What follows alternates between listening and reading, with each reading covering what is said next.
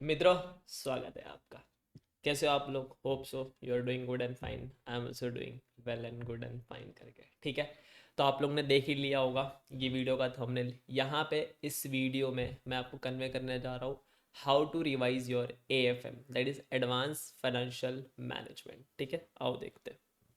So hope you hope you have completed your lecture. तो पहली बात, आपने अपने लेक्चर्स को कंप्लीट कर लिया हो, या तो सेल्फ स्टडी कर ली हो, या तो फिर लेक्चर्स देख लियो। मतलब आपके पास क्वेश्चन बैंक भी अवेलेबल है, आपके पास आपका कंसेप्ट नोट्स भी अवेलेबल है, एंड आपके पास आपका सॉल्यूशन भी अवेलेबल है। अब कैसे रिवाइज करना है देख लो। सबसे पहले you need to revise all things in a same way as you are revising on your last day. तो आपको अपना प्लान इस तरह बनाना है कि आप अपने लास्ट डे पे जैसे रिवाइज करोगे, जैसे ही आप FR का पेपर दे के आओगे, FR का पेपर दे के आने के बाद जो टॉपिक आप पहले लोगे, फिर उसके बाद वाला टॉपिक लोगे, फिर उसके बाद वाला टॉपिक लोगे, वैसे ही आपको रिवीजन करनी है। स्टार्ट भी आपको अपना रिवीजन ऐसे ही करना है, ठीक है।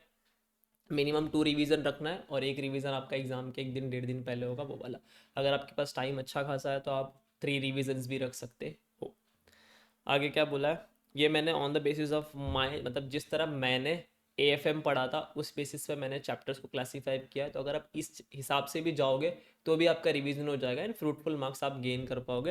यानी एग्जामेशन तो आपको आराम से आ जाएगा, बट AFM में एग्जामेशन आना है तो conceptual clarity is very much important. Practice का क्वेश्चन होना चाहिए, question practice is very much important.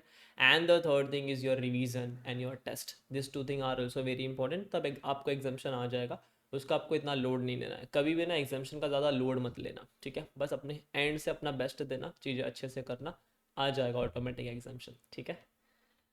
देखो, सबसे पहला सिक्योरिटी वैल्यूएशन करना, उसके साथ पोर्टफोलियो मैनेजमेंट करना, क्योंकि दोनों ही कहीं ना कहीं कुछ तो लिंक है। और एक थियरी का चैप्टर कर लेना, सिक्योरिटाइजेशन।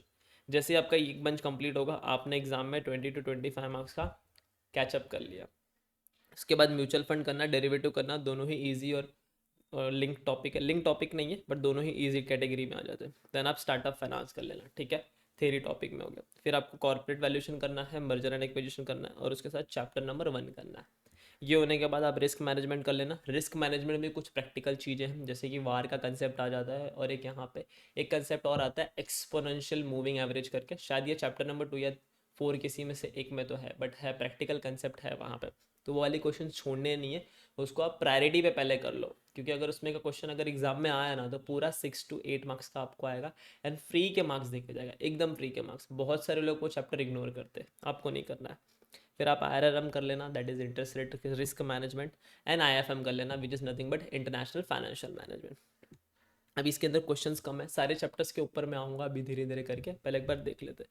फिर आप कैपिटल बजटिंग कर लेना, उसके साथ चैप्टर नंबर 4 कर लेना, उसके कुछ इंपॉर्टेंट थियरी है वो।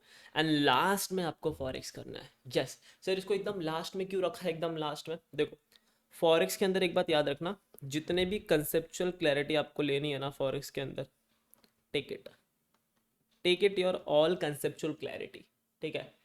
बट फॉरेक्स करना ही है, करना ही है। एंड फॉरेक्स करने के चक्कर में बाकी सारे इजी टॉपिक आप छोड़ के जा रहे हो, तो इसका कोई सेंस नहीं बनता।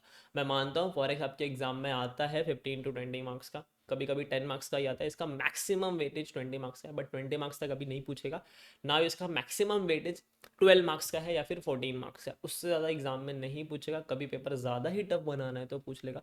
बट इसके लिए आपको यही याद रखना है कि आपको कंसेप्चुअल क्लैरिटी लेके रखनी है। आपने एक बार लेक्चर देखा है ना, आपको सिर्फ उतना ही पढ़ना है, उससे ज़्यादा फॉरेक्स में दिमाग नहीं डालना। अब फॉरेक्स में एक कंसेप्ट आता है फेट ऑफ फॉरवर्ड, जहाँ पे कैंसिलेशन आता है ना। 9 इंपोर्टर्स के कैंसिलेशन आते हैं, 9 एक्सपोर्टर, तो ऐसे करके 18 केसेस हो जाते हैं। वो 18 केसेस में हमको पढ़ना होता है कि अगर हम फॉरवर्ड कॉन्ट्रैक्ट में एंटर होते हैं, और उसके बाद अगर वो कैंसिल हो जाता है, मेच्योर हो जाता है, या फिर कैंसिल होकर री इशू करना होता है, उसके अंदर बहुत से कॉम्प्लिकेशंस आते हैं। और वो ऐसा टॉपिक है ना जो बहुत कम लोगों को समझता है, सबको नहीं समझता है। एंड एग्जामिनर जानबूझ के क्या करता है, वही टॉपिक एग्जाम में देता है। तो फॉरेक्स में एक बात याद रखना, जितने क्वेश्चन मॉड्यूल में है ना, उतने में से कोई एक एग्जाम में आने वाला है, उससे ज़्यादा नहीं पूछने वाला है। तो अगर आपके मॉड्यूल क्वेश्चन भी सॉल्व हो पा रहे हैं, दैट इज़ वेरी गुड, उतना ही सॉल्व करो। और उसको कंसेप्चुअली समझ के जाना, क्योंकि एग्जाम में क्या होता है, लोग फॉरेक्स में गलत रेट सेलेक्ट कर लेते हैं, उसकी वजह से प्रॉब्लम हो जाता है। तो ये आपको अगर आपके पास नहीं बना हुआ है तो आप ऐसे करके रिवाइज कर सकते हो, ये पर्टिकुलर चैप्टर ले लेके आप टेस्ट दे सकते हो, ठीक है। वाइल रिविजिटिंग, जब आप रिवाइज करो फर्स्ट टाइम तो सॉल्व करना है सारे important question which you feel, write down important note and adjustment note. तो अगर आपने लेक्चर देखते टाइम कोई भी एडजस्टमेंट नोट नहीं बनाए, ट्रिकी नोट्स नहीं बनाए, कंसेप्चुअल क्लैरिटी कहीं पे रिक्वायर्ड है उसके बारे में कुछ नहीं लिखा है, तो ये टाइम है फर्स्ट टाइम जब आप रिवाइज करोगे तो एक पतली सी बुक ले लेना, 100 पेजेस की, उससे ज़्यादा लेने की कोई ज़रूरत नहीं है। और उसके अंदर सारे के सारे कंसेप्ट नोट्स आपको लिख देने हैं। कंसेप्ट नोट्स यानी जहाँ पे फॉर्मूला कुछ रिक्वायर्ड है वो लिख देना है, एडजस्टमेंट लिख देना है, क्वेश्चन एडजस्टमेंट लिख देना है। Third thing is important adjustment, ऐसा कुछ है तो आपको वो लिख देना है। And fourth thing is noting, कि अगर कुछ ऐसा हुआ तो आपको ये करना है, कुछ ऐसा हुआ तो कुछ ये करना है, क्योंकि AFM is all about your logical derivation. ठीक है, कहीं पे लॉजिक अप्लाई होता है, आपको वहाँ पे लॉजिक अप्लाई करना है, कहीं पे कंसेप्चुअल क्लैरिटी चाहिए, वहाँ पे आपको कंसेप्ट लगाना पड़ेगा। तो ये सारी चीज़ें आप उस नोट में लिखते जाओ, चैप्टर वाइज, क्वेश्चन वाइज, कि chapter security valuation question number 1 में ये क्रक्स है, कि अगर मुझे question number 1 in future revise करने का टाइम नहीं मिला तो यही मैं सिर्फ ट्रिकी नोट्स या एडजस्टमेंट नोट देख लूँगा तो मेरा क्वेश्चन नंबर 1 कवर हो जाएगा।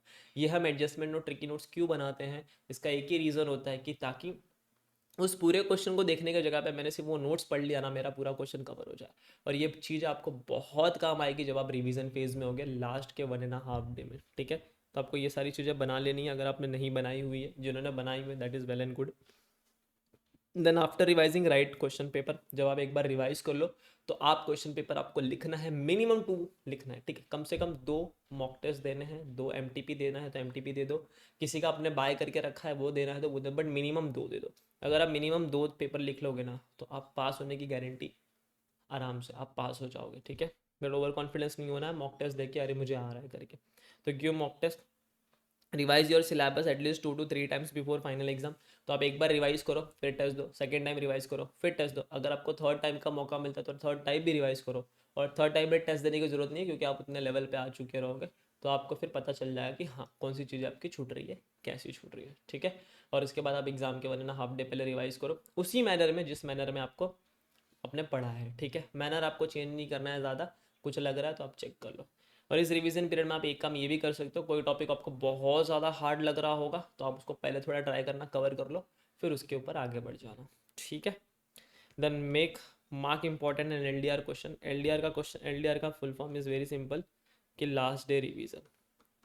तो आप जब फर्स्ट टाइम पढ़ रहे हो, रिवाइज कर रहे हो, तो आपको फर्स्ट टाइम रिवीजन में ये चीज़ मार्क कर लेनी है कि कौन से क्वेश्चन आपको लास्ट डे रिवीजन पे देखना है, ये इंपॉर्टेंट क्वेश्चन आपको लग रहा है उसको आप मार्क कर लो। ठीक है, एंड रिवाइज करते टाइम ऑलवेज रिमेंबर, इंपॉर्टेंट कुछ नहीं होता, आपका पूरा मटेरियल ही इंपॉर्टेंट है। सारे क्वेश्चंस का इक्वल वेटेज है, प्रोबेबिलिटी सबका इक्वल है, ये बात याद रखनी है। तो ईच एंड एवरी कंसेप्ट जब आप AFM पढ़ रहे हो तो रिवाइज करो।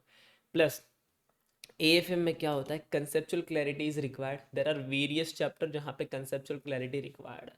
तो उन सारे चैप्टर्स में आपको कंसेप्चुअली जाना पड़ेगा कि ठीक है ये कंसेप्ट लगेगा तभी ये आंसर आएगा, ये कंसेप्ट नहीं लगेगा तो नहीं आएगा। ठीक है, तो AFM में सबसे पहले आप अपने कंसेप्ट क्लियर करो, उसके बाद आपको वो चैप्टर ऑटोमेटिक ईजी लगने लगेगा। अगर आपके कंसेप्ट क्लियर नहीं है AFM में तो आपको वो चैप्टर नहीं समझेगा, और आप कितनी भी बार वो सेम क्वेश्चन रिपीट कर लो, 5 बार 6 बार 7 बार, आपको वो अलग ही लगेगा, नया ही लगेगा। ठीक है, AFM रट्टा मारने के पीछे नहीं जाना है। आई नो पूरे अपने मटेरियल में ऐसे बहुत सारे क्वेश्चन है जिनमें रट्टा मारना ही पड़ जाता है, समझ में ही नहीं आता है क्या हाथ है क्या पाव है, तो उस क्वेश्चन में आपका कर लो, उसको सिंप्लीफाई स्टेप्स में आप बांट लो। ठीक है, कि स्टेप्स में इसको बांट दिया और फिर स्टेप्स लगा के उसको सॉल्व कर लो, बट वो सॉल्व हो जाए। बट वो जो स्टेप्स है वो भी थोड़े लॉजिकली ड्रिवन आने चाहिए, ऐसा नहीं कि कुछ भी उठा के कुछ भी हो रहा है। ठीक है, अब कुछ इंपॉर्टेंट नोट जो मुझे लगता है, don't give too much time on forex. Yes, forex में आपको ज़्यादा टाइम नहीं देना है, सिर्फ उतना ही टाइम देना है कि आप एग्जाम के टाइम पे भी ना आप इसके कंसेप्ट करके जाना कि कैसे क्रॉस रेट निकालते हैं, कैसे अगर एक करेंसी का रेट दिया है, दूसरी करेंसी का रेट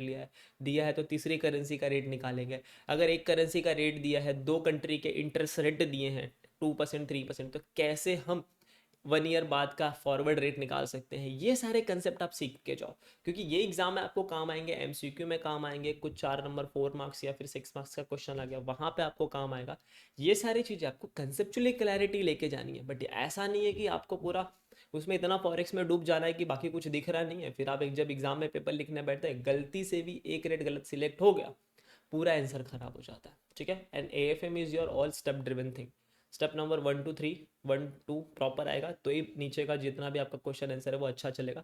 एक भी आपने गलती कर दी ना, सिली मिस्टेक्स, आपका पूरा क्वेश्चन रॉन्ग होने के चांसेस हो जाते हैं, क्योंकि AFM is full interconnected. Each and every step is connected करके, ठीक है। तो एक स्टेप में भी गलती हुई, पूरा का पूरा आपका मार्क्स चला जाएगा, तो वो गलती हमें नहीं करनी है। Then yes, never ignore your theory topic. आपके एग्जाम में थ्योरी का वेटेज है 14 to 60 मार्क्स, 14 to 20 मार्क्स का वेटेज है, बट मैं बोलता हूँ आपके एग्जाम में थ्योरी आपको 14 to 16 मार्क्स का, तो हर एक क्वेश्चन में एक आपको थ्योरी दिखने मिलेगा, हर क्वेश्चन नंबर 4 में एक थ्योरी दिखने मिलेगा। तो आप कभी भी थ्योरी को इग्नोर मत करना, थ्योरी पढ़ना, थ्योरी पढ़ोगे तो आपका एग्जाम्शन आने के चांसेस और बेटर हो जाते हैं, क्योंकि थ्योरी इज़ वेरी सिंपल, आपको सिर्फ की पॉइंट्स अच्छे से पढ़ने, की पॉइंट्स और उसके बाद अंदर का एक लाइन अच्छे से पढ़ना, और एग्जाम में उतना ही लिख के आना है, आपको मार्क्स मिल जाएंगे, बट की पॉइंट्स के साथ कोई भी चेंजेस नहीं। That you have to study as it is. पहले सिक्योरिटाइजेशन पढ़ लेना, फिर स्टार्टअप फाइनेंस पढ़ लेना, फिर चैप्टर नंबर 1 पढ़ लेना और चैप्टर नंबर 2 पढ़ लेना। इतने की अगर आपने थ्योरी कर ली है ना, तो आपको 12 to 16 मार्क्स मिल जाएंगे आराम से। लिख के देता हूँ, मिनिमम 12 मार्क्स तो आपको ये 4 चैप्टर से मिल ही जाएंगे एग्जाम में, है ना। Then big topic, 95% chance that question come from module. हाँ, अब कुछ ऐसे ऐसे बिग टॉपिक होते हैं जिसके अंदर 95% चांस है कि एग्जामिनर का जो क्वेश्चन होगा आपके क्वेश्चन पेपर में, वो उन्हीं चैप्टर में से उठ के आएगा, बस नंबर्स चेंज करेंगे, थोड़ी बहुत चीज़ें चेंज करेंगे, बट उसी में से क्वेश्चन आने वाला है। जैसे कि मैं आपको एग्जाम्पल दिखाता हूँ, ठीक है। चलो देखो, ये आपका पूरा मॉड्यूल है, ठीक है, एडवांस फाइनेंशियल मैनेजमेंट, और ये आपका सिलेबस है। सेक्शन 1 के अंदर ये फर्स्ट चैप्टर है, ठीक है। ये जो चैप्टर है आपका थियरी चैप्टर है पूरा, तो इसमें से पढ़ लोगे तो आपका 4 मार्क्स आपके हाथ में आ जाएगा। देन आपका रिस्क मैनेजमेंट है, ये प्रैक्टिकल प्लस थियरी दोनों है। ये जो वार का कंसेप्ट है, ये आपका प्रैक्टिकल कंसेप्ट है, और ये बहुत ही ईजी कंसेप्ट होता है आपका वार का, बट जैसा क्वेश्चन में दिया है वैसा ट्राई करो सॉल्व करने का, है ना। फिर ये आपका थियरी कंसेप्ट है, ये थियरी कंसेप्ट है, ये थियरी कंसेप्ट है। फिर ये पूरा चैप्टर आपका प्रैक्टिकल है। अब जब आप एडवांस कैपिटल बजटिंग करोगे ना, इसमें बहुत सारे क्वेश्चन है, मतलब तकरीबन अराउंड इलस्ट्रेशंस के अंदर 12-13 इलस्ट्रेशंस है, and apart from that 27 questions भी हैं। तो फिक्स है, एग्जाम में जो क्वेश्चन आएगा ना, वो मॉड्यूल के क्वेश्चंस में से ही आएगा, बस कुछ नंबर्स चेंज कर देंगे। नंबर्स मतलब जो अमाउंट है तो उसको या तो उसको डबल कर देते हैं या तो उसको ट्रिपल कर देते हैं, बस। But concept question as it is आपको सेम देखने मिलेगा, कोई बाहर का इतना बड़ा बड़ा क्वेश्चन उठ के नहीं आएगा। तो कंसेप्चुअली यही, और अगर आ गया, अगर उनको पेपर टफ सेट करना है तो वो आएगा ही, बट एक आध दो चैप्टर में होता है, सब में नहीं होता। तो हाई चांसेस है कि मॉड्यूल के क्वेश्चन एग्जाम में आपको यहाँ पे जैसे देखने मिला। फिर सिक्योरिटी एनालिसिस, यस, इसमें आपको इसके तो क्वेश्चन करना ही है, प्लस पास्ट अटेम्प्ट के भी क्वेश्चन एक बार देख लेना।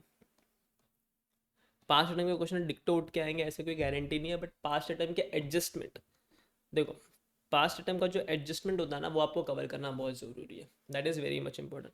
अगर मैं आपको बेसिकली बताऊँ तो क्या क्या चीज़ें कवर होनी चाहिए, एक तो आपका मॉड्यूल कवर होना चाहिए, और दूसरा पास्ट 3 to 4 अटेम्प्ट के MTP RTP, past 3 to 4 attempt के MTP RTP। अगर आप इतना पूरा कवर कर लेते हो ना, आपको 60 मार्क्स मिल जाएगा, आपको एग्जाम्शन मिल जाएगा। But never run for exemption, at least try to score for 55। तो अगर आपको 55 भी मिल रहा है ना, which is a good number करके, और आप 55 के कॉन्फिडेंस में जा रहे हो, मतलब आपने 80, 85, 90 पढ़ा हुआ है, मतलब आपको एग्जाम्शन आ जाएगा। बट एग्जाम्शन चाहिए ही चाहिए ही चाहिए, उसके अंदर इतना रेस में मत घुस जाओ। बहुत लोग क्या करते हैं, एग्जाम्शन चाहिए चाहिए करने के चक्कर में दे इग्नोर देयर ऑडिट का पार्ट, और थ्योरी इग्नोर कर देते हैं, ऑडिट AFM का भी थ्योरी इग्नोर कर देते हैं, ऑडिट भी इग्नोर कर देते हैं। जबकि जब एग्जाम का रिजल्ट आता है तो पता चलता है, अरे यार थोड़ा मैंने मेहनत AFM पे कम लगा के अगर यहाँ दे दिया होता ऑडिट में, तो आज मैं क्लियर हो गया होता और CA बन गया होता। ऐसा होता है लोगों के साथ। तो आप एकदम ही एग्जाम्शन ओरिएंटेड मत रहो, बस चीज़ें क्वालिटी बेसिस पे कवर करो, एंड 100% मॉड्यूल कवर करो, और लास्ट के 4-5 अटैम्प्ट के, लास्ट के 3 से 4 अटैम्प्ट के MTP RTP and question paper, बस। उसमें से क्वेश्चन आने के चांसेस 10 to 15% होते हैं, उससे ज़्यादा नहीं होता, बिकॉज एग्जामिनर के पास मॉड्यूल जाता है और कुछ नहीं जाता है। बट कुछ ट्रिकी एडजस्टमेंट होते हैं जिसमें एग्जामिनर थोड़ा सा ट्रिक करता है, तो वो आपका अगर बेसिक नॉलेज अगर क्लियर है, अंडरस्टैंडिंग क्लियर है, तो आप वो क्वेश्चन को भी टैकल कर लोगे। क्योंकि देखो, अगर कोई नया पेपर बन के आता है आपके एग्जाम में, तो वो पूरे इंडिया के लिए नया होगा, और वो 50% नया होता है, 50% मॉड्यूल से ही होता है, ठीक है, क्योंकि उनको भी तो रिजल्ट निकालना ही है ना। Security analysis module plus this. फिर अब, अच्छा ये security analysis, sorry, security analysis is a full of theory subject. ये आपका थियरी सब्जेक्ट है। सिक्योरिटी वैल्यूएशन आपका है, पास्ट टाइम एंड एडजस्टमेंट आपको टैकल करना पड़ेगा। ये आपका पूरा प्रैक्टिकल हो जाता है, जहाँ पे आपको कंसेप्ट बताया जाता है, इक्विटी रिस्क प्रीमियम, बहुत सारे बॉन्ड और इक्विटी दोनों का इसके अंदर वैल्यूएशन होता है, प्राइस निकालना बताते हैं। Portfolio management is full of your practical and high 95% chances कि जो पोर्टफोलियो मैनेजमेंट के क्वेश्चन है, दैट इज 42 to 43 क्वेश्चन, उसमें से ही आएंगे। नंबर्स चेंज करेंगे, कुछ ट्विकिंग करेंगे बस, बट उसमें से ही आएंगे, क्योंकि इसमें ऑलरेडी 43-45 क्वेश्चन है। It is known by the examiner, तो वो क्यों बाहर कहीं पे जाएगा, और कहीं पे जाएगा तो बस कंसेप्चुअली चेक करने के लिए जाएगा और कुछ नहीं। या तो फिर यहाँ पे ये ना गेम खेलते थोड़े मैथ्स का कि ये मिसिंग इन्फॉर्मेशन है, वो मिसिंग इन्फॉर्मेशन है, फाइंड आउट करो। तो अगर आपको फॉर्मूलाज क्लियर है तो आप फाइंड आउट कर लोगे, ठीक है। ये होने के बाद सिक्योरिटाइजेशन, ये आपका पूरा ही पूरा थियरी सब्जेक्ट है, इसमें से थियरी टॉपिक है, 4 मार्क्स आराम से, कहीं नहीं गया। Then your mutual fund, yes, mutual fund में भी आपको जो मॉड्यूल के क्वेश्चन है वो तो करना ही है, प्लस पास्ट क्वेश्चन भी आपको देख लेना है, क्योंकि पास्ट के कुछ ऐसे कंसेप्ट है जो यहाँ पे आते हैं, क्योंकि यहाँ पे लिमिटेड क्वेश्चन, थोड़ा 23 to 24 ही क्वेश्चन है, तो यहाँ से घुमा के ज़्यादा पूछने के चांसेस नहीं बनते वहाँ पे। तो म्यूचुअल फंड प्लस पास्ट आपको देख के जाना है एग्जाम के टाइम पे भी।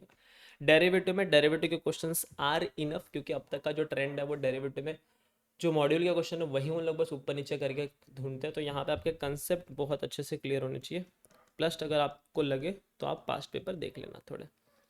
देन फॉरेक्स, फॉरेक्स में मॉड्यूल इज इनफ, इससे ज़्यादा आप लास्ट डे पे रिवाइज भी नहीं कर पाओगे मॉड्यूल का क्वेश्चन से ज़्यादा।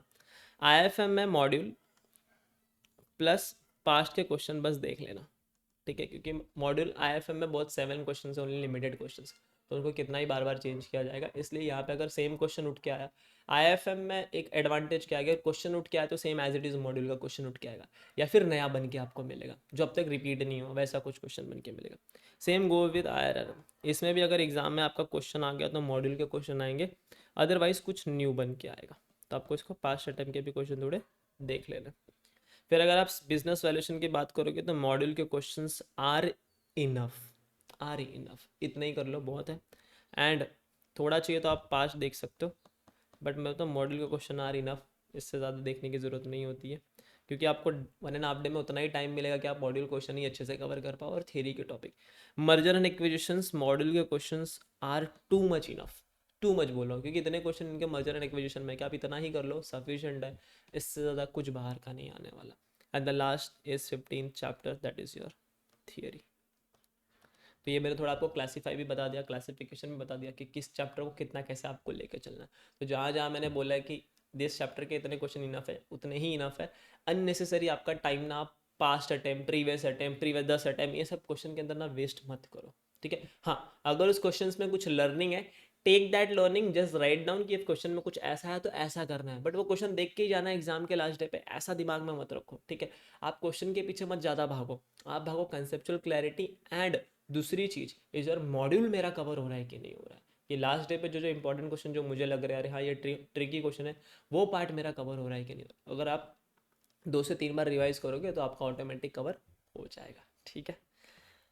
उसके बाद डोंट टू मच डू रट्टाफिकेशन ऑफ क्वेश्चन। अब बहुत सारे ऐसे क्वेश्चन है कि आप क्या करने लग जाते हो एक टाइम बाद कि आपको लगता है बहुत वैरायटी है क्वेश्चन, तो क्वेश्चन के रट्टाफिकेशन लगाने लग जाते हो। प्लीज़ डोंट गो फॉर रट्टाफिकेशन, कंसेप्चुअली थोड़ा समझो, अंडरस्टैंड करके समझो, आपको उसके ज़्यादा रट्टे नहीं लगाने हैं, क्योंकि ऑलरेडी आपको थेरी रटना है, डीटी आपको रटना है, आईडीटी आपको रटना है, ऑडिट आपको रटना है। आप प्रैक्टिकल सब्जेक्ट भी अगर रटने लग जाओगे तो फिर ये दिमाग है, ठीक है, it is a memory, it is not a memory card कि you just have to store all the things and it will get into it करके, वैसा नहीं होने वाला।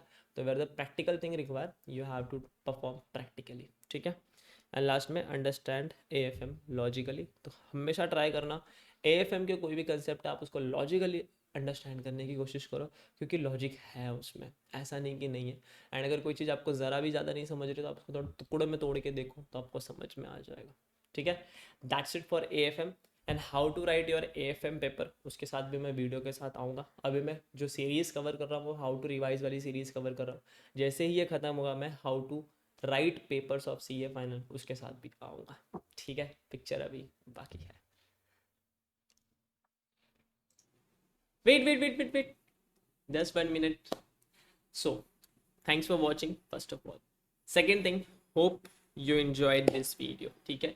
ये वीडियो आपने enjoy किया होगा, इस वीडियो को बनाने में मैंने पूरे अपनी हार्ट एंड सोल लगा दी, ताकि ईच एंड एवरी चीज़ जो भी इस वीडियो में मैंने आपको कन्वे की है वो आपको अच्छे से समझ में आ जाए। Got it. The second thing is, if you want to grab the opportunity of a regular course, the link available in the description box. आइए साथ में मिलके पढ़ते हैं, लाइव पढ़ते हैं, ठीक है। या फिर अगर आपको रिकॉर्डेड चाहिए तो रिकॉर्डेड भी मिल जाएगा। एंड सारे क्वेश्चन बाय हैंड मैं आपको सॉल्व कराऊंगा। फिर कंसेप्ट आपको, एवरी कंसेप्ट आपको समझाया जाएगा। एंड टेस्ट सीरीज भी होगा। एंड आई पास्ट के 3-4 अटेम्प्ट के क्वेश्चन पेपर MTPRTB भी उस कोर्स में कवर होंगे and I will make sure कि आपका वो कोर्स अच्छे से हो जाए and you got clear that particular paper and the subjects also. ठीक है.